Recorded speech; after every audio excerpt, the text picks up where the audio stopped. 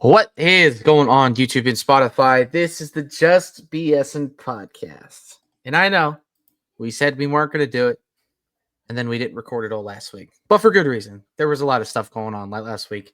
And we just decided instead of trying to cram both of our schedules together, we just decided, you know what? Let's just regroup.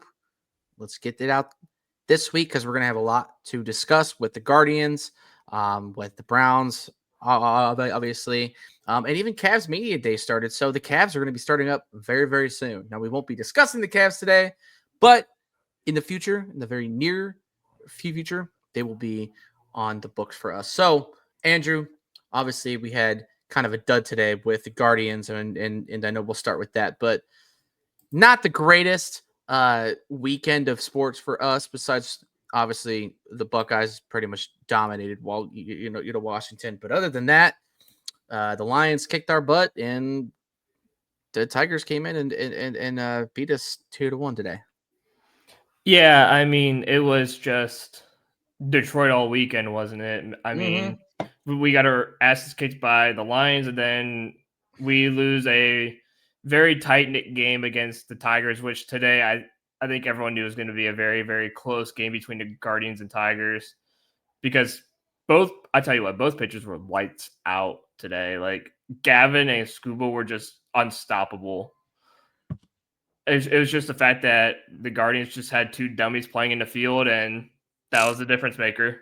Yeah, that angered me. And shout out to our boy Sean for pretty much calling J Rod basically being the reason that we were going to lose that game today, because as soon as he saw him in the lineup, he was like, please do not put him out in the field, because I'm telling you, we're going to lose, because he's going to make a dumb error in the field. And what does he do? Quite literally in the first inning, he puts a guy on second base because he bobbles a ball and puts him immediately in scoring position. And the Tigers did what they needed to do. And they really did it twice, because we also had John Kenzie Noel, who was, the savior for us last year in the playoffs.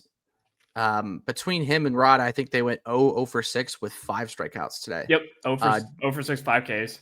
And Noel is just not helpful at all. They played him at first today. First of all, you could tell he hasn't played a lot of first because he doesn't know where he's at on the bag, and it's not the first time he's done that. As a recent, I don't know why you just didn't put Manzo there in the field and just let Noel DH if that's really where you wanted to go. But you have so many other guys that you could play besides Rod and Noel there, and they didn't. Obviously, Hedges was behind the plate basically for Gavin, who pitched a fantastic game. As you said, he went 6 strong innings, 8 strikeouts, only 1 walk. Like he played phenomenal, had an excellent game. He is the future ace of this team by a landslide. But Tarek Skubal, man, he had himself probably one of the better playoff performances that we've seen in a hot minute out of a pitcher. Dude went almost 8 strong innings. I think he went 7 2/3, and he had 14 strikeouts. After we scored that 1 run off a wild, weird guards ball type of inning, I think he retired the next 10 or 11 batters straight. He was just on it. He was blowing 100-mile-per-hour fastballs by Manzardo on 2 separate occasions. Manzardo had a rough game today, 2 hitting. Everybody did. Nobody could hit the ball out of the infield. It was a struggle bus. It was a weird game. It was just a good old-fashioned pitching duel type of game. And that's playoff baseball, but it's frustrating when you have certain guys that you kind of figure aren't going to really do anything, and yet they're still getting at-bats. They're still getting time in the infield and outfield instead of putting guys that you can actually trust, and also guys that probably have a better opportunity, guys like Kafis, guys like CDL, who is up right now. He's with the team, meaning you can play Crystal Otter right now if you really want to. And you didn't even give him a chance to pinch hit, for God's sake. I mean, in a game where you needed some hitting, you needed some life, I'm really surprised Vogt didn't do it. And he just made a couple interesting choices that once again kind of prove where he's at as a manager. I mean, he's not quite there yet. The guys believe him and everybody loves him, but his decision maybe making at times, especially in crucial games like this, it goes 50-50. It's either amazing or it's not good. And today was one of those days where it just wasn't good. The choices that they made, the guys that they played, just didn't really connect. And it's baseball, so it happens. You got to pretty much erase it and get back tomorrow because they Mhm. play once again at 1 o'clock, which is another thing that I'm really upset with, that they have them as the first game of the entire day, both days. But it's another opportunity. And at least you won't have to go after school bowl again, thankfully, because he was really on it, man. Like Yeah. I and he's one of those guys you can't hate because he's so nice that you're like, "Ugh," like I hate playing against you, but I can't hate you as a player because you're a nice guy. I mean, yeah, you almost killed freaking David Fry last week, but you were still nice. You were still not nice about it. I don't know. It was just it was a frustrating game, man. Um, I'm sure that's one game you were glad you didn't get to go to for sure.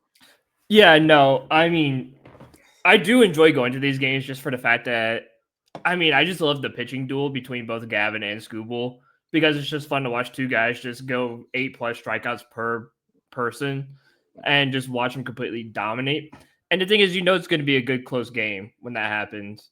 And for a moment when Angel Martinez, which phenomenal base running too, by the way, by Martinez to notice that Scooble and this Torres, I think it was Gleyber Torres and Javier Baez, all three scrambling for that ball, and he just guns it for home and gets his hand underneath in between the legs of the catcher of Dylan Dingler and getting safe. That's heads up base running there by Martinez and tying it the ball game, and that gives you like a glimmer of hope. During the game, because at least until you get to your bullpen or they get to their bullpen, it's going to be a 1-1 ball game. And in reality, it should have been a 1-0 ball game at that Mm-hmm. point because, Jonathan Rodriguez can't pick up a baseball to save his life. God, I was at the game where I think it was like 2 days before he got sent back down where he had a routine fly ball and he just dropped it. And it's like, dude, what are we doing here? This is like kindergarten type stuff right here, and you're dropping Yeah. a routine. And I didn't mind if you wanted to put him more of in a DH type role, or and then put Manzardo at first or something, and kind of keep Noel off the roster. I would have been fine with Rodriguez just being a DH. You don't put him out in the field. No, You you don't put him can't. on the field. You never do. Like, I get it. He's really good against left-handed pitchers. And don't get me wrong. He's been hitting really well since he came back up. I'll credit him for that for sure. But put him in a DH type role. Don't put him in a we're going to put you in right field and let you make costly mistakes that are going to cost us a playoff game. Mm-hmm. Because this is a best of 3. You only get 2 of you only get 3 games if you tie it up Yeah. tomorrow. If not, it's not like a best of 7 where it's like, okay, yeah, you can afford to maybe lose 1 game or something. Yeah, you Yeah, gotta. I mean, you gotta literally get everybody to play well tomorrow. Like you have to, yeah. because you lose. Like that's it. And You luckily know. for us, Tanner Bybee has been locked Yeah. in the last half of the season. So that's a positive sign for the Guardians. I don't know how Casey Mize has been doing for the Tigers, but I know he's their secondary best pitcher behind Scooble. But I know the Guardians have gotten to him a couple times before, so hopefully you can jump on him early and get yourself a nice lead. And this is the time where you say screw it. No more Noel. I don't care if you make it to the World Series. No more Noel. No more Rodriguez for the rest of the Yeah. time being. I'm okay with Petey Halpin in center field. I'm okay with CDL playing. Now I've been saying that CDL should be more in a DHing type role rather Yeah. than For in sure, the man. outfield, just so that way we don't see any injuries. Because especially now coming back from a hand injury, the last thing I want to do is colliding into the wall, trying to make a catch and Right. re-injures that wrist and it misses almost all of next season. So I'd rather have him in a safety DH role just I so he mean, doesn't get hurt. you can even have Schneeman in center. one of the outfield spots. You can Yeah. have fucking Gafis at right. Hey, You can have him at first. Like you can have you Valera can out even there. put Noel in right field, and he probably does better than he would in first. Like it's weird, but like I think Noah's a better outfielder than he is a first I do baseman. too. I when he's on first, he doesn't look like he's really like flexible enough to really make those Yeah. plays, and he always seems to lose his foot on the bag. Like he's done it quite a few times, like in the last like few Mm-hmm. weeks that I've really been trying to pay attention. It's one of those things where it's like, as a fan, you're like, duh, why did you do that? But they always seem to do this crap. They always seem to put themselves in a position to fail. And this was kind of the thing that I feared getting into the playoffs. I mean, I did say this months ago when we were struggling. I was like, man, I almost don't want to make the playoffs because even if we do, I feel like I'm just going to get my heart ripped out because we're going to make a wild card and then it's not even going to matter because we did all of this work to win the Mm-hmm. division. By the way, guys, we didn't even say that. We won the division. We, Yeah. we won the division in the last 2 games of the season. Like we battled it out. And if you're just going to go down to Detroit, it's like, what was all that work for? It's there needs to be a serious conversation about getting a legit bat in the offseason, a guy that is actually a consistent 260 plus hitter that can show up and hit 30 bombs in a season or at least 25 plus to add in with guys like CDL, adding guys like Manzardo, who should theoretically get better. Obviously you're going to get what you get out of Ramirez. He's good for 25 plus every week, every year at this point. So it's not like you don't have it, but you don't have enough. You don't have enough guys. And I'm even going to say this. Did the last like week or two, Stephen Kwan has looked like ass. He Yeah. has looked horrible at the plate. I don't know what he's over compensating with. I don't know. But Sean he even said it as well. He's starting to notice a little thing about his swing. Stephen Kwan wants to get this big contract, and he's not living up to it. Like he played phenomenal last year up until the playoffs, and then he struggled. Now he was struggling getting into the playoffs, and then now continuing to struggle. Uh, I do have to wonder if you're going to think about, especially if you're going to start to finally bring up guys like CDL and other prospects that we have that are damn good. Maybe you move on from Quan and put that money into someone else that's going to actually give you immediate results. well, I'm wondering. I'm having to wonder if it's like a mental issue with Quan. Maybe like there's something like outside of baseball that we don't know about going on in his personal life, and Maybe. it could be affecting him mentally. That he's just struggling at the plate, and he just kind of doesn't want to be there right now. I was talking to one of my buddies, and I know it's going to be a reach, but one guy that we've seen that we would love to have on the Guardians right now that just opted out of his contract is Pete Alonso from the Mets. Yeah. Because that's a really good first baseman. I mean, a good defensive first baseman. That's 40 guaranteed home runs a season. And it's a bat that elevates you tremendously. Yeah. Like that bat today could have been a huge difference maker. Because that could have been a 2-run homer, a solo homer. That could have been anything. So, if you're the Guardians, there's times where like now is that time to get aggressive and you also get a guy like that Yeah. and bring him here and say like, listen, we're not messing around. Yeah, Pete Alonso just turned 30 like a month ago or something. But you know what? This dude him and Jose Ramirez Yeah. together just hitting 30 plus home runs a season together. It's Yeah. gonna hit like crack if it were to happen, It would Right. be the best thing in the world. And it allows for more flexibility. You could DH Manzardo because again, Manzardo, there's times where he struggled at first base too, like Noel did, and it gives you that flexibility. It's of okay, you have an everyday first baseman now that is good defensively. I think he's a Gold Glover, so you don't have to worry about that. And I think that's the only thing I miss about Santana is his Gold Glove defense at first base because Yeah. a couple of times he would never have messed up that play that Noel did, No. never. No, but still, you're probably getting better play from Kafis. than Yeah. Noel there. And that's the thing is Kafis makes that play at 10 out of 10 times. I'm sure of it. And at this point, if your vote and if it's still what we thought of during the season, if it's still the front office making these decisions with the lineup, yeah.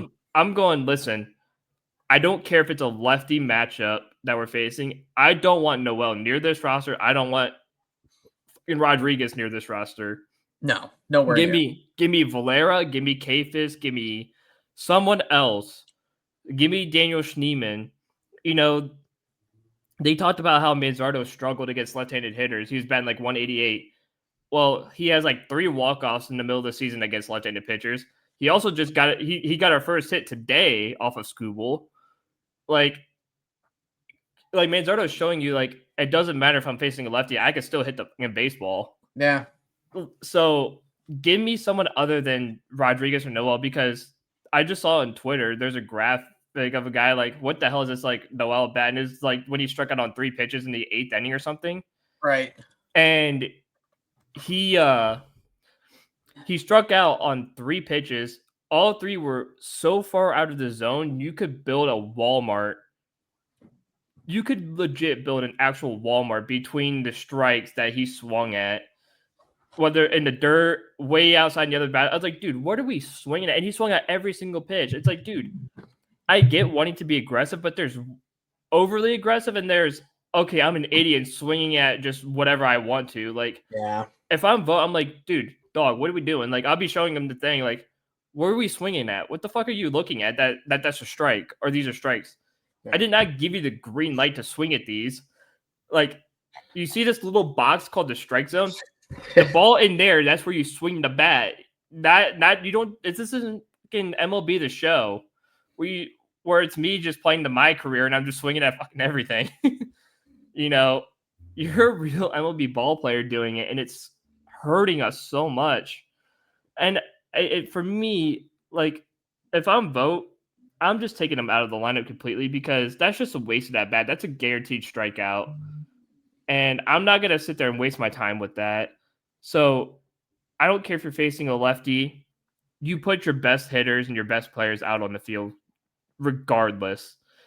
And last thing I'll have to say is in that Jose situation where Jose got to third on an error and there's nobody out, don't get me wrong, I love George Valera. I thought he's had a great season since he got called up. And to be honest, I thought he had probably one of the better at bats during this whole game because I think he had like an 8-pitch at bat. Like he was fouling everything off. Like he was doing well. Obviously, it ended in a strikeout, but at least he was fighting for his life. I thought that was a situation where you put in CDL. I thought it's like, okay, Jose's on third, nobody out. I know not only does DeLauder have the power, but I know he just knows how to hit the ball regardless, and he could put it at least in play to get Jose home. And I think that was a situation where you say, all right, CDL, this is your time to shine. Go out there and tie this ball game up. Yeah. Or hell, if he gets one crack at it, dude, he might win that game. Exactly. Like you just need to, like when you're down like that, you might as well try something there. What's going to hurt? Yeah. You're going to lose regardless then at that point. Yeah, and that's the thing that's the thing we're going to talk about later on with the Browns, is at this point, who cares? Put in CDL, put in Kafis, put in the young guys. Again, I like Martinez, and Martinez had a great game today too. There's times where I was like, I kind of want to see Petey Halpin out there. Yeah. Like, I get Halpin's a good hitter, and hell, dude, his speed is so needed on the base pass. Like, that dude can run. So if he could turn he's like Jose, he could turn a single into a double. And that stuff is crucial in these moments. And I wouldn't mind seeing Halpin play in, hell, if you do want to play Chase DeLauder in center field, put Petey Halpin in right. Yeah. Or, if you want to stick with Kate or, my thought, here's my thought. You put Kafis at first. He's your first baseman from here on out. You keep Manzardo at DH, Chase DeLauder in center, and you could do whatever you want in right field. It could be Petey Halpin. It could be George Valera, Daniel Schneemann. All those guys fit in that spot. Those three. I'm excluding Noel and I'm excluding Rodriguez. One of those three. It's either got to be Schneemann, Valera, or Halpin.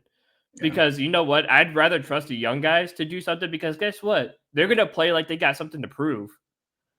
And again, that's the mentality you need in the playoffs. And it showed when George Valera went up to bat.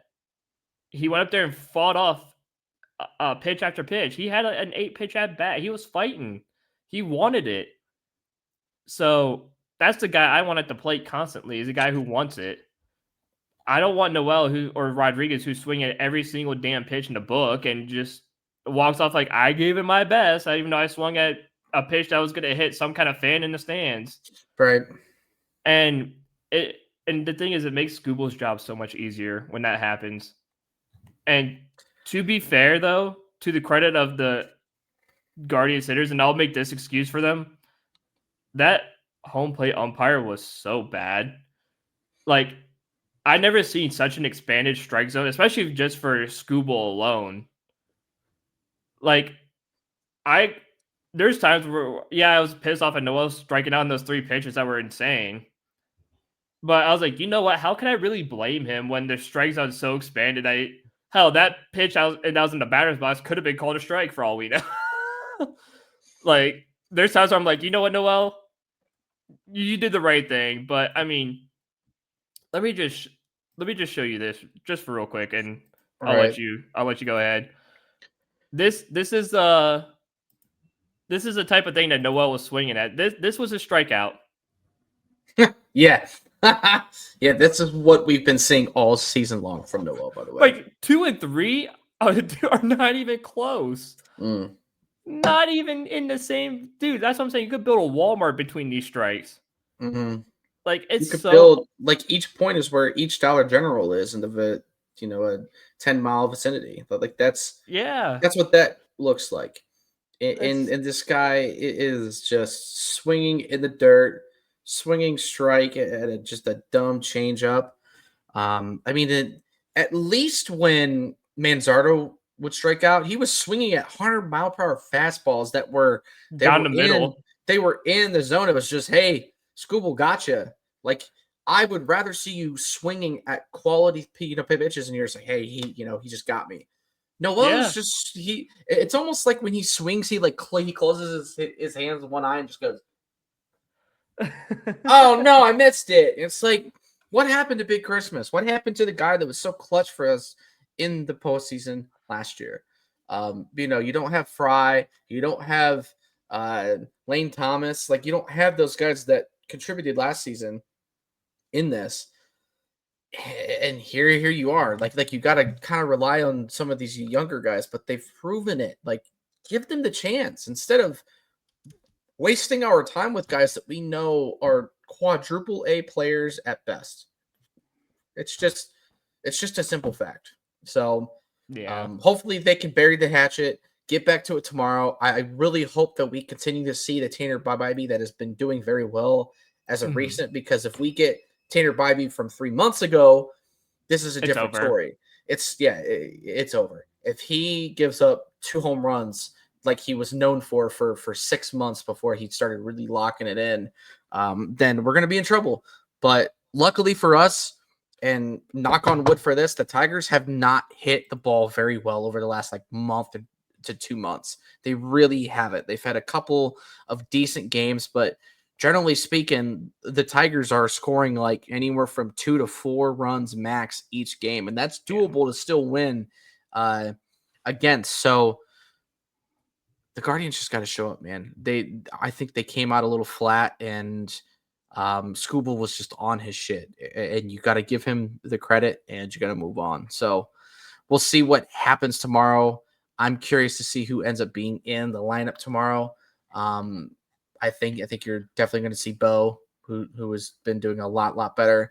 I'll tell you what, though, credit to Austin Hedges for walking twice, though. Yeah, I mean, he at least had quality at bats. Like, he was the only guy that was really putting a little bit of pressure on Scooble. Like he made him work for the pitches. So, hey man, if you're going to be there, at least get on base. And Yeah. it's especially at the bottom of the lineup like that, it is important. At this But point, I'd rather trust Hedges over Naylor at the plate right now. well, I don't know about that because Bo Naylor has been doing a Nah. lot better as recent. His swing has been it's improved a lot. I'll give him that. The good news is you're facing a right-handed pitcher, so that probably means no Noel and no Rodriguez. So Yeah, thank God. Oh my lord. and you might see. And I think the positive news is you might see CDL in this lineup. At the very least, you have to see him pinch hit. Like Yeah, I like you can't bring him up to not try him at least, yeah. especially if you're in a position where you have got like you have so many guys on base today. That was the most frustrating part. I get Tarek Skubal had a great game, but you had guys on base. You You had got runners in chances. scoring. You had runners in scoring position on multiple occasions, and you couldn't convert. Mhm. Hell, when we tied the game 1-1 there, like we still had guys on base, and you decide to have that bunt laid down with Rocchio, who has been Mhm. hitting a lot better as of recent. You don't even give him a chance to hit the ball. But yet in the later innings, when you have Ramirez on third base with one out, you're telling me that that's when you don't decide to try to lay down a bunt with a guy like Valera or You somebody that is at the bottom of the lineup that can probably lay down a decent butt and also put the pressure on them to throw it at first instead of home. Like you that's when you take the chance, in my opinion. you had Jose on third with no outs. Yeah, you did. You It did. was nobody out at Yeah. that point, and that's the point that I agree with that too. Like that's when you take George Valera and you'd be like, hey man, can you at least go down and lay down a bunt down first base? Get it in between the mound and first base to and make sure they force them to tag you instead of making a play at home plate. Yeah. Or if they make a play at home plate and they screw it up, you're guaranteed second base. And now it's again a guy in scoring position to winning run with nobody out. And that leaves Kyle Manzardo up to bat up next. And maybe the story plays a little bit different. Maybe then at that point, Scooble or well, no, at that point Scooble was out and it was what's his name? Yeah. Vest. Yeah. So it was Matt Vest or not Matt, his name's not Matt, but it's Vest, I West. know. Yeah. Yeah. Vest or West, whatever it is. But yeah. It's Vest. But again, that's the part where if you go out there, have Valera like try bunting. And hell, at this point, I wouldn't mad if Valera fucked up the bunt and he got out at first and Jose doesn't score. At least you got Manzardo. Maybe try with Manzardo. Mm-hmm. At least Yeah. try something. Yeah, I mean, you definitely had a chance, man. It was just it was tough, but that's baseball. You got two more cracks at it, at least one more crack at it. Get the home crowd involved. But again, this is what sucks: is we're playing 1 o'clock games, which means you're taking away the home field advantage by having the fans come in. Like, not everybody has the ability to take off work to be able to show up to a Guardians game. I mean, it is what it is. So the MLB did really screw us with that, in my opinion. I think you really screwed us on that, and I wish they didn't, but it was either us or it was going to be freaking the Yankees and the Red Sox, and of course they're going to put them at the later times, which they are right now. So I get it, but it sucks. They really screwed us, and I think they took away a very valuable part of going to Cleveland and playing them. So yeah, we'll see what game two provides. But I do want to quickly move over to Browns talk a little bit before we get into our picks. So our episode isn't like an hour and a half long because I don't want to record for that for that long. But yeah, we lost to the Lions, which wasn't a shock at all to anybody. I think we all assumed the Lions would beat us. I was curious to see how this team was going to play against them. And through the first like 2.5, 3 quarters, we held our own, but a lot like the Ravens game, uh, mistakes pile on, and you make critical plays that just absolutely decimate your chances to even stay in the game. And for us, in that it was turnovers, and it was also the punt return for touchdown, which I mean, that pretty much sealed the deal, I think, for the Lions to really put them ahead and get them out of it. But another game where Joe Flacco just looks like a complete and total liability. I know he doesn't have a lot of help between his offensive line and the receivers. Again, dropping balls, getting hurt. Now you're without Tillman for at least 4 weeks. He's on IR. Carter got hurt as well. So guys like Bond stepped up pretty big, but Jerry Jeudy once again had critical drops. And again, you have a really good game with Judkins, and you're still not going to him enough. You're still making Flacco throw the ball 35, 40 times. It's unacceptable to me. It's unacceptable no matter how much you are down, unless you were down, and you need a really quick score. I get it, but this offense just doesn't move. It doesn't function, and anytime it starts getting moving, it'll stall out via a false start or a holding or a pick. And this has been the theme for this Browns this offense for the last month. So, just your thoughts, I guess, on the game, how everything played out, and kind of what you were a little frustrated with to see. I mean, again, this was just a game where the defense did super well and the offense provided absolutely nothing. I saw something where um 24 points were scored off of offensive mistakes for the Browns. Detroit scored 24 points off of the Lions, scored 24 points off of Browns offensive mistakes. That includes the Joe Flacco pick, the fumble, and other instances. Because otherwise, I think the defense was only reliable for 10 points. And you had a chance for a 10-10. And the special teams can be added to the offense too. Because I think the special teams, because I know Andre Schmidt missed a field goal. And that, I think in that turn, they scored as well. So just 24 points off of offensive mistakes and special team mistakes. And it's just the same issues that we've seen all season. The offense and special teams making the dumbest mistakes, and the defense is like, "What the hell's going on? Yeah. We're doing our job. You guys are not doing yours."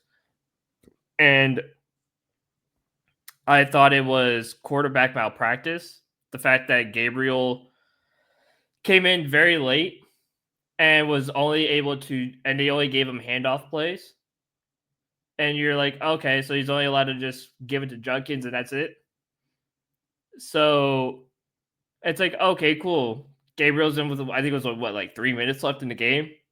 Yeah. And you just made him hand the ball off, 3 times.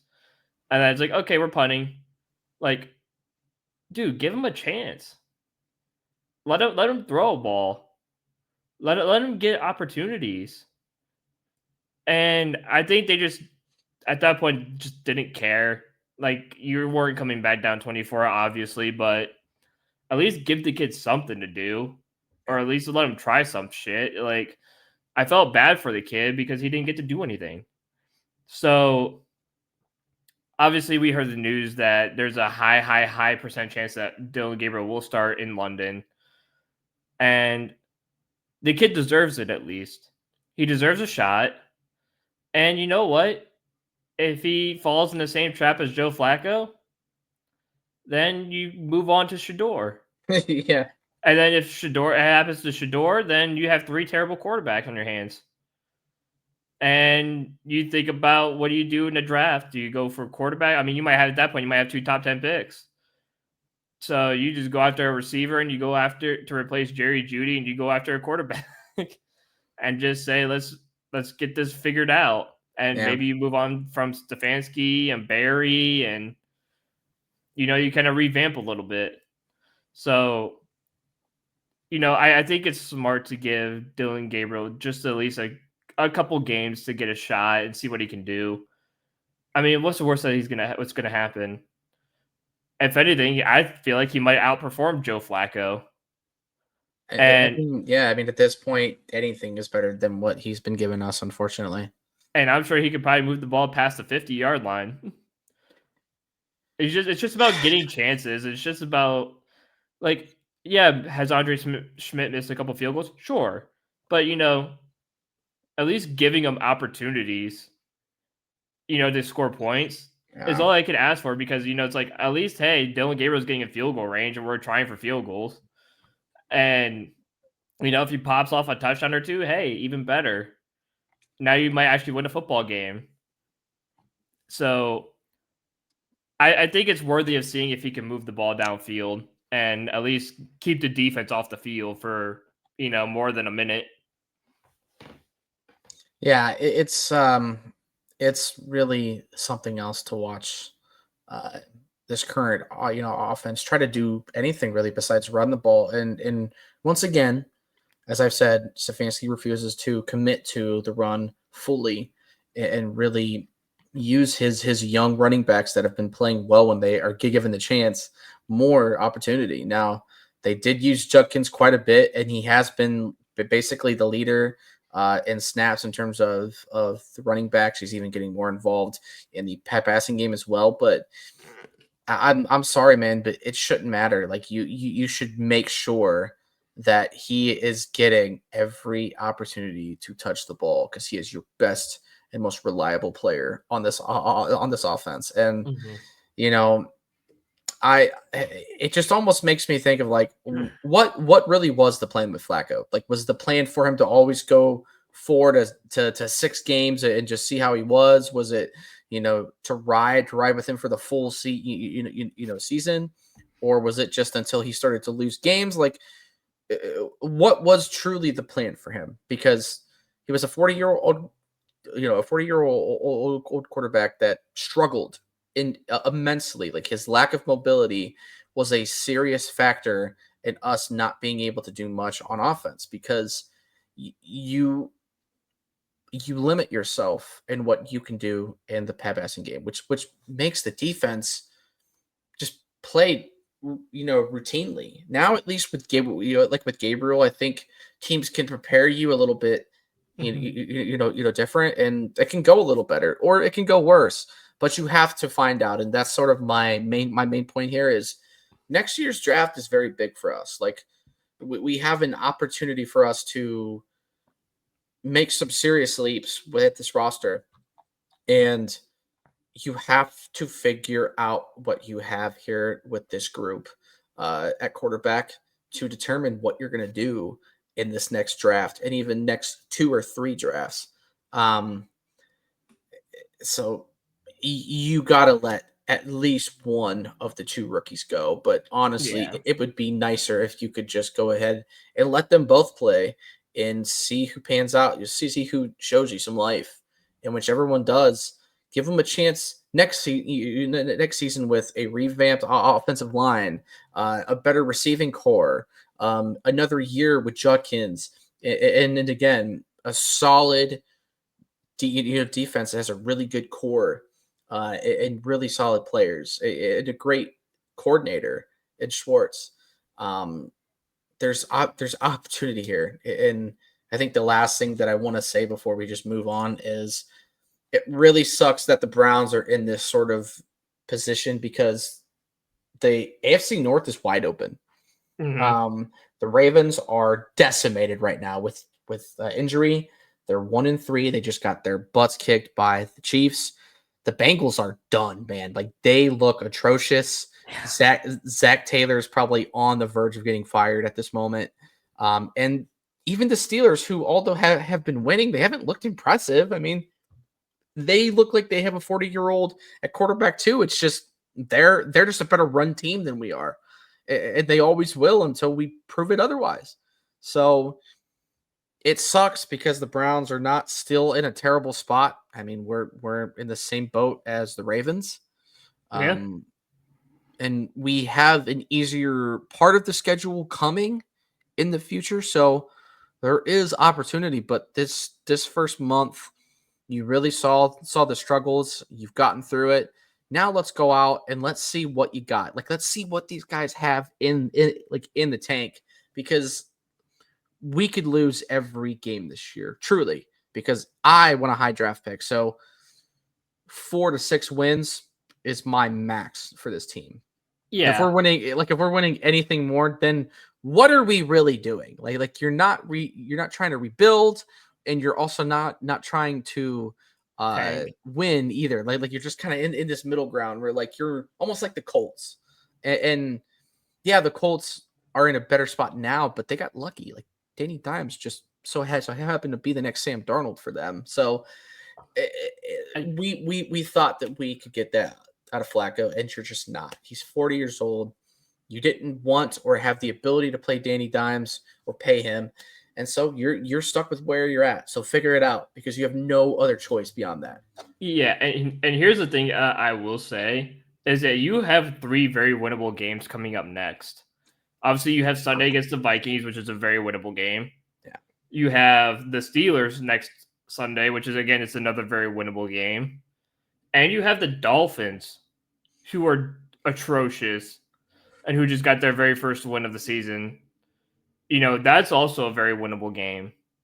So if you're the Cleveland Browns, you have 3 very, very, very winnable games coming up. yeah, And, this is a chance for you to, you know, particularly overtake the Ravens and the Bengals and maybe even the Steelers because, I mean, who do they have? The Steelers are on a bye week this week. And I'm trying to see who the others. The Bengals are playing Detroit, so that should be a wash. Like Detroit should be able to demolish them by 1,000,000, and Baltimore should be able to handle Houston, but without Lamar Jackson, it could be something different. So that game is dependent off if Lamar Jackson plays or not. yeah. So there's a chance that the Ravens could go 1-4 and the Bengals can go 2-3, and you could match the Bengals. So you have a chance to do something, and I think the Steelers are 3-1. So you and the Bengals could be tied for second for being 2-3, and the Bengals are just going to keep falling apart because Joe Burrow is pretty much done. Yeah. So, like you said, the division's wide open. You have a few easy opponents upcoming, so that's something to take advantage of. Yeah, and unfortunately, you're not really yet in a role, I guess, to make it happen because you're not Yeah. proving anything. And I mean, I mean, you. I don't think there's a single fan that is actually optimistic about this team right now. Oh no, I think the Green Bay game was just a massive fluke. Yeah, absolutely. All right. So yeah, that's pretty much all I got for that. We can go ahead and get into our predicts, which I know we both did not have a great week last week with them. Yeah, so last week I went 10-5-1 and Zach went 9-6-1. Obviously, the one coming from the sick old tie between the Packers and Cowboys. So, that's always sick. NFL, let's maybe change that in the near future. Yeah. Because I don't think ties belong in the NFL. If they don't have it in college, why have it in the NFL? Exactly. So that leads us with a record of me. I am at 45-18-1, and Zach is at 41-24-1. And we move on to week 5, which starting Thursday, a decent game actually. We have the 49ers and the Rams in the West Coast. I'm gonna go Rams because they're at home. I know San Fran is playing some good balls. I like surprisingly too. I did not expect Yeah. them to play well, but they just lost Nick Bosa. Their offense is still kind of in a weird spot. Purdy is like battling some nicks and bruises, so they're not totally there. The Rams have been playing well enough. Their offense is scoring, and the defense is what it is. So I'm gonna go Rams here. I want Rams too because again, we don't know the outlook of Brock Purdy because he is questionable again. Yeah. So that again could obviously change anything. Like you said, Bosa's out, and they're just getting riddled with injury after injury. So I just see the Rams taking this one. The London morning Sunday game between the Vikings and the Browns. All right, man. I actually can't believe that I'm gonna say this. I think Gabriel gives us the spark in London. The Vikings are not playing good right now without McCarthy. And the defense is good, but their offense just cannot produce. Somehow, I just have a weird feeling the Browns are going to do it. I should pick the Vikings. It's a slam dunk, but I'm actually going to go Browns here. You know what's crazy is I've written the Browns too. I love it. God, Just such homers.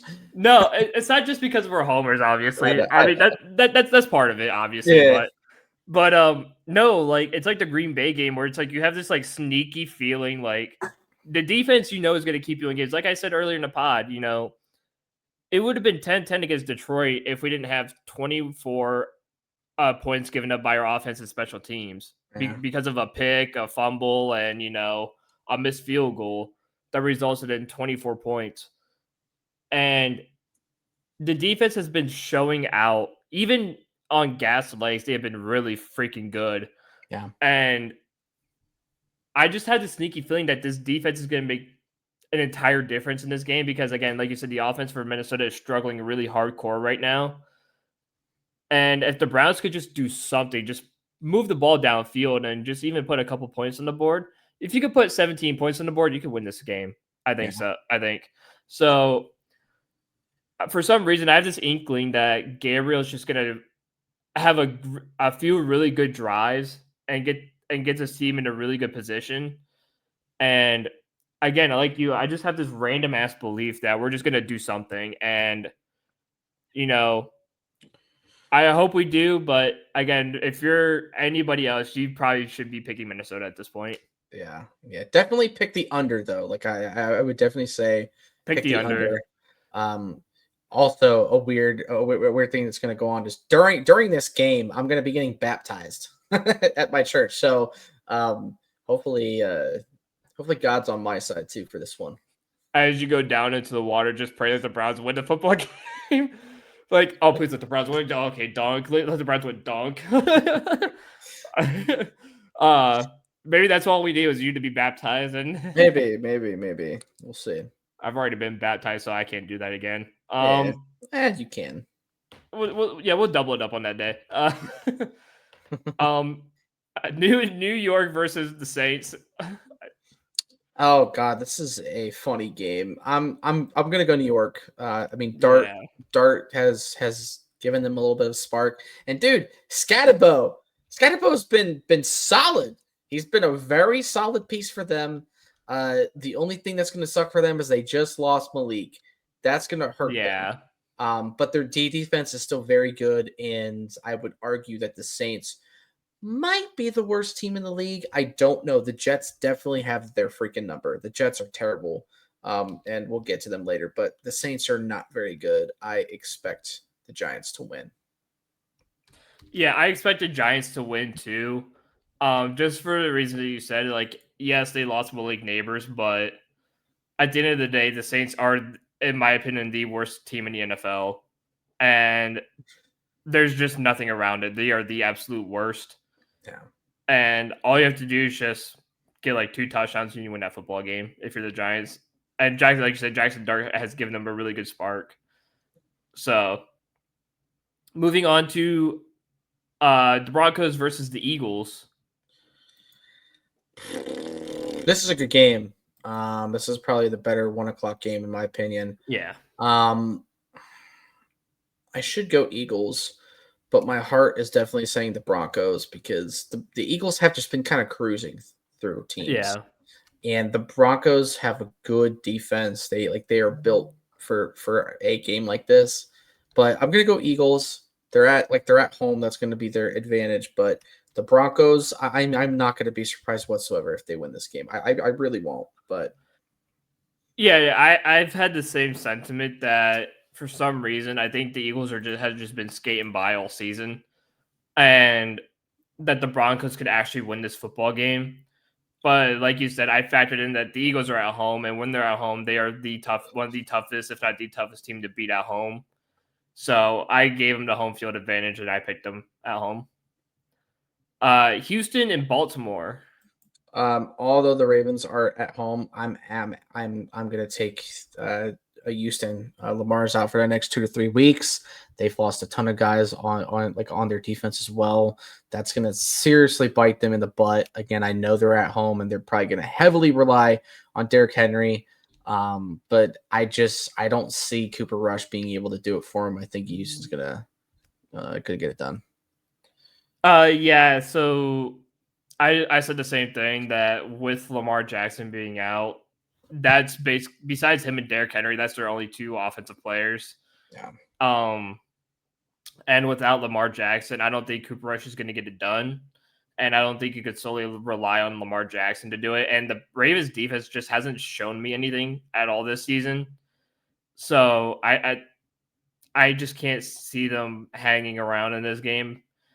So I think with Nico Collins finally back, and CJ Stroud looking a little bit better, I think they'll be just too much. And they should be getting Joe Mixon back in this game too, because it's after week 4 and he should be off the pup list. So there might be a Joe Mixon in this game too. So we'll see how that goes. Yeah. The Raiders at Colts. Oh man.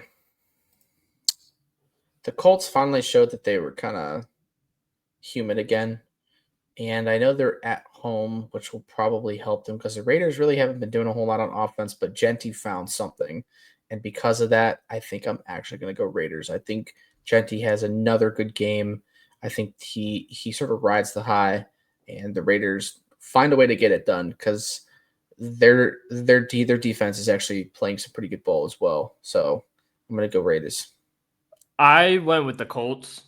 So finally a game we're opposite. I just think that it has nothing really much to do with Daniel Jones. I mean, all Daniel Jones has to do is just be competent, and that Eagles offense is really good. Yeah. Jonathan Taylor is going to match anything that Genty's going to do or be better. And I just think the Colts defense is a lot better than the Raiders defense. Now, this could be a game where, like you said, the Raiders could be sneaky good and beat the Colts, but I just, at home in Indianapolis, I think this is just all Indianapolis. Dallas at Jets. Dallas. Dallas is going to roll. Yeah. The Jets have been just abysmal. I won't be surprised if they randomly like make this game fun. Because Fields is still playing decent, but their defense is atrocious. That offense just doesn't have a whole lot of firepower. It's just they're definitely up there with one of the worst teams in the league. Yeah, I agree. I went with Dallas too, just for the fact that I just think the Jets are, again, right there with the Saints as the worst team in the NFL. There's nothing the Jets can do that convinces me that they're any good. And Dallas is just even without CeeDee Lamb, George Pickens has stepped up massively in that wide receiver 1 role. Yeah. And he has really stepped up big, and Dak has looked good so far this year. So Yeah. I'll give it to the Cowboys. All right. Another, what looks like to be a tank bowl, the Miami Dolphins and the Carolina Panthers. Yeah, this is a weird one. This game could go either way. Yeah. Miami finally won one, and they've looked better. Losing Tyreek sucks for them, but probably not the end of the world. Carolina just like their offense just doesn't really seem that impressive. They had that one good game against Atlanta, and other than that, they've really not been playing well. Man, this is a tough one for me to guess on, honestly. Man, I think I'm gonna go Miami strictly because I know who they are. I don't really know who the Panthers are as a team right now. So yeah, I'm gonna go Miami. Yeah. So funny enough, I went with Carolina in this game because at the end of the day, if Bryce Young does terribly, they could always just throw in Andy Dalton and he would look instantly better. But like you said, I don't think Well, for me right now, both of these teams really don't have much of an identity Mhm. right now because for some reason in every game Miami's looked and so far just have looked awful except for this past game on Monday. Like Miami just hasn't convinced me of anything, and I just think Tua has looked awful all season. Yeah. And now that you've lost Tua, or not Tua, you lost Tyreek, and somehow Darren Waller's back. That's kind of weird, but you know what? It is what it is. I I mean, just he scored. twice. Yeah. I just don't. I just don't know what this Miami team is, and I think McDaniel's is on the hot seat. Oh, yeah, he definitely is. 100% he is. So I'm actually going to go Carolina because I feel like both teams are bad enough where this is going to be a close game and it might be decided like on a game winner or something. Right. Tampa Bay at Seattle, the first of the 4 o'clock games. I'm going Tampa. I love Mhm. their offense. I know their defense isn't great, and Seattle has a really good defense. Like they're very solid. But I like the Bucks offense right now. They look awesome. They got Godwin back. I know they lost Edmonds, but I think Godwin and Ibuka especially is going to really help. I actually before I actually make this decision, I just saw there was an update on Bucky. I Um, did too. And he's up in the air for Sunday. yeah, so he's not. So if man, if he's ruled out, that does change things. You know what? I'm still going Bucks. I believe in Baker, but if a Bucky Irving is out, that's going to really hurt them for sure. Yeah, I mean, I went with Tampa too. Obviously, this was before the Bucky injury. Um, I like you said, their offense is just really good. They got Godwin back. Yeah, Um, no, this offense is just really good. Emeka Ibuka has looked really, really good with Baker. he he's looked like the best Wide player receiver. on their team. Yeah.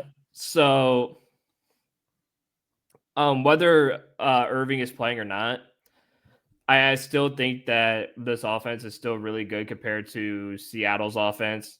Yeah, And I tell you what, Arizona made it really close against Seattle. No matter, even though the defense is good for Seattle, and Tampa Bay really hung around with Philly. So I think because of that, Tampa Bay being down a touchdown against Philly, I think Tampa Bay can go into Seattle and beat them.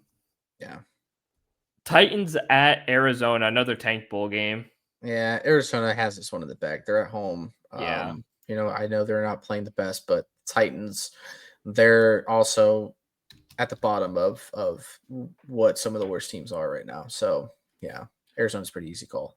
Yeah, Arizona's an easy call too. Just like Cam Ward said about the Titans. Not gonna lie, we're kind of ass. That's probably my favorite interview that's ever been done by even a rookie. Yeah. Is calling your own team like not gonna lie, we're straight up ass. That's hilarious, and I love it. And at least he's aware that the team's ass. Oh yeah. So yeah, give me the Arizona Cardinals. And this one should be another very easy game to call: the Detroit Lions versus the Bengals. If Detroit doesn't put up 40 on them, I will be shocked. The Bengals, now that they don't have Burrow, they might be the worst team in the league because their defense is abysmal. And although they have good players, Jake Browning has no time and he's not able to get the ball to any of his playmakers. And the Lions have a pretty solid defense. The Lions should win like 40 to like maybe 10. I would be surprised if the Bengals actually got 10. Like Yeah, I would say like 40-7. yeah, Um it's been bad. Jake Browning can't move the ball whatsoever. And like you said, the defense is garbage for the Bengals. Probably the worst defense in the NFL by any means. And that goes the same for the offensive line. Their offensive line is probably up there as the worst offensive line in the NFL because they can't protect anybody to save their life right now. Yeah. And yeah, the Bengals, like you said, because it might actually be the worst team in the NFL. Like I would actually pick the Saints to beat the Bengals if they played each other. Yeah. That's how bad it is. Yeah. They're really bad. Washington and the Chargers. I'm pretty sure Jane Daniels is still going to be out. So with that, the Chargers should win. I know they played a bad game last week, but they have a solid defense, and Herbert has been playing really, really good ball. I don't see that changing. I think the Chargers, especially at home, they should have this on lock. Yeah, I said the Chargers too, just for the fact that Jane Daniels is out and they're at home. So those are my two obvious reasons. Um, the Pats versus the Bills in Sunday night Buffalo. football game, man. This is gonna be a good game. The Bills should win this game because they're at home. But as I said earlier, man, Vrabel has this Pats team in a really good spot, Mhm. and it wouldn't shock me at all if the Pats find a way to win this game. Again, the only reason why I'm not going to give it to them is because the Bills are at home, and it's Josh Allen. Like, you can't pick against Josh Allen unless it's unfortunately Pat Mahomes. That's his only kryptonite.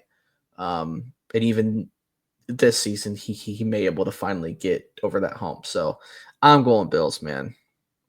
Yeah, I went with the Bills too, just because they're at home. And like you said, this is probably going to be a really good Sunday night football game. Um, Drake May can make some noise if he beats the Bills here. But again, I think playing in Buffalo is one of the toughest places to play in the NFL this season, and I think it just might be just a little too much for the Pats. And then the last game, again, this should be the easiest game to call, and I don't know why this is even a Monday night football game. Kansas City at Jacksonville. Kansas City should run away with this Yeah. game. Jacksonville has gotten a little lucky. I don't see that luck continuing because they really don't. Like, besides NTN, that's kind of their only identity. Like, the passing game really isn't doing much. It's all been NTN and running the ball. So I see Kansas City being able to slow that down. And Pat Mahomes a great last game. He should be able to do that again. So Yeah, I have Kansas City winning. Like you said, the offense for Jacksonville hasn't looked good outside of ETN, and that defense is kind of trash. So just give me Kansas City. It should be another easy dub for Pat Mahomes and the Chiefs. yeah, All right, those are our picks.